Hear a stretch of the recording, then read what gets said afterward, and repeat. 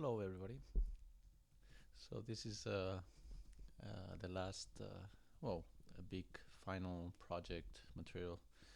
Uh, you know, so it's a project that deals with Grasshopper and Rhino, and then we will laser cut it using also some Grasshopper, and we will render it using the techniques that we know already. It's basically make 2D and render in V-Ray. No, so you should know this by this step. So let's get started. If you go to Blackboard, um, under Blackboard, you should have a folder or an item called Final Project Material. There's 1, 2, 3, and 4 files here. Go ahead and download them one by one, and let's go and open them and work with them. Okay, so we go to Rhino. If you open that base project that you have downloaded, you should end up with this and this in terms of layers. Okay, first what I do is like to put the layers tab a little bigger here by pressing that point and dragging it to the left, because here's where the Grasshopper window is going to come, so I can work in Grasshopper in the right and in Rhino in the left simultaneously. If you have two windows, two screens in your computer, you're lucky. You can just keep this one small and work with Grasshopper in the other window. Okay, so as you can see, we have several layers we're going to be using and several things that we cannot touch because they're locked. They're under the base work, and this is good to know. This is pretty much the project site plan, if you might call it. It's going to be a 5x5 kind of a building structure, digitally generated, that trying to simplify the project that would be very difficult to do by hand. That doesn't mean it's better or worse. It means that it would be difficult to do by hand. We have also this thing here. It's a point, and it's the point reference layer, so we can turn it off and on. We're going to use that to generate also some parameters in Grasshopper, so don't delete it or anything. Okay, so the first step is obviously saving as. I'm going to call it this, my name, Severino, and Rhino 5. And let's start with this. First step, Grasshopper. We type the command Grasshopper and press enter, and the window for Grasshopper opens up. If you have it somewhere else, just place it there so you can work with layers and Grasshopper and Rhino at the same time. So we haven't explained much, but we have had two classes, so we can scroll in and out in Grasshopper. You can double click and type things, and it gives us a list of parameters or tools. But in this case, I'm making it very easy for you in terms of developing the project. But after finishing this tutorial, you won't be that expert in Grasshopper. You will know the basic way of functioning with Grasshopper in terms of incorporating data and exporting data from a Grasshopper file.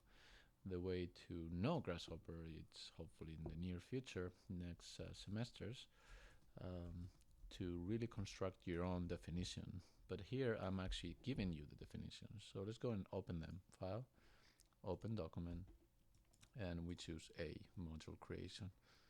Okay. As you can see, comes suddenly some red stuff here. It may be similar or different depending on where the point is. You can select still things here in Rhino and move them. And you can also check zoom in and zoom out in your Grasshopper. And there's several comments here that are going to be helpful for you to follow. Okay, so what is going on here? I'm pretty much generating a definition with several tools. And an outcome basically here at the end. If I scroll in to the last, it says bake this face.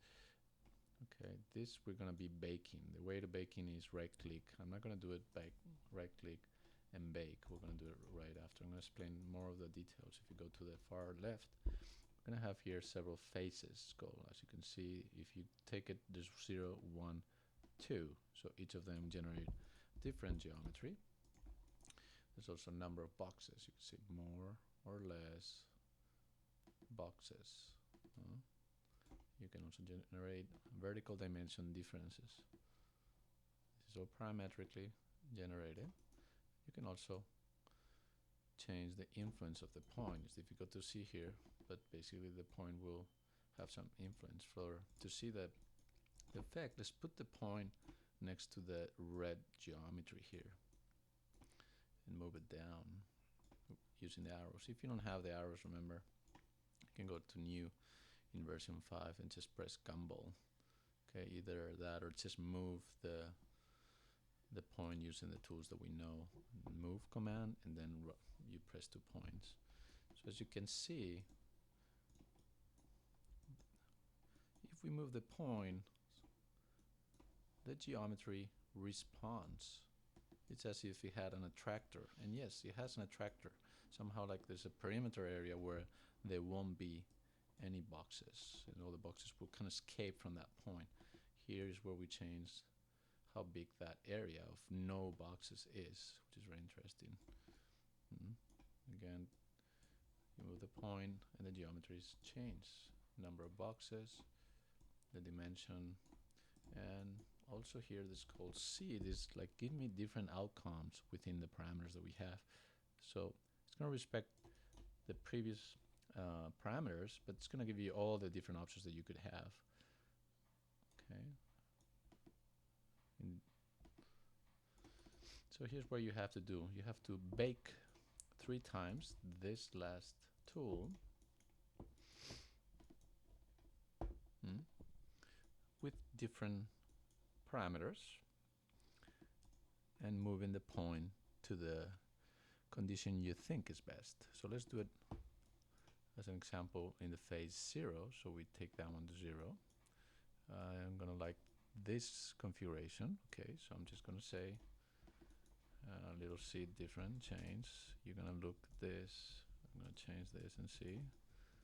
And I'm going to say I like this composition. So I'm going to go all the way to the right, right click, bake, and it pops up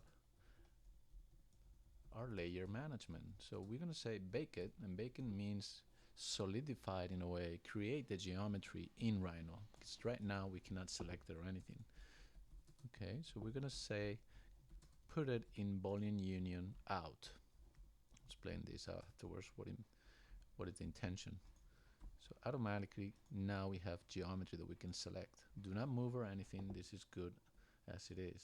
Okay, I'm going to just turn off by dragging down the Grasshopper window and turn off the Boolean union out. It's still there, it's just turned off.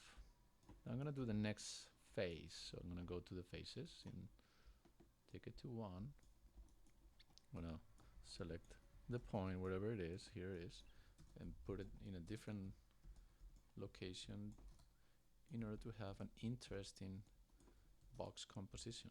I'm going to change some of the boxes, a little bit of the dimensions, and probably the influence, bigger or smaller, until you get something you really like. Change the seed if you want, and this one.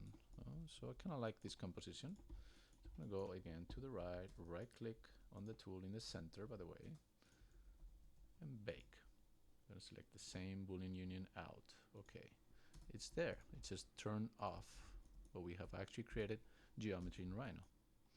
Next step, phase 3, which is actually number 2. In parametrics, the 0 is the first one always. So it's 1, 2, and the 2 is like the third option. I'm going to again move the point. That's going to influence our boxes. I'll put in the top, for example. There we go. And we're going to change number of boxes, vertical dimensions a little bit, so it's a little different. Point of influence is more or less, okay, I like that. And let's change the seed to some kind of a configuration that we appreciate or we like, no? I like this one. So I'm going to go again to the end, right click in the center area, bake. Select Boolean union out, say OK. Okay, at this point, we can, with no problem, close the Grasshopper. There seems to be nothing here. I'm going to turn off the reference points. It doesn't bother us. and the base work. I'm going to turn on union out, and we will have all of our boxes here. I'm going to work with this in the next video. Okay, so let's go to the next one.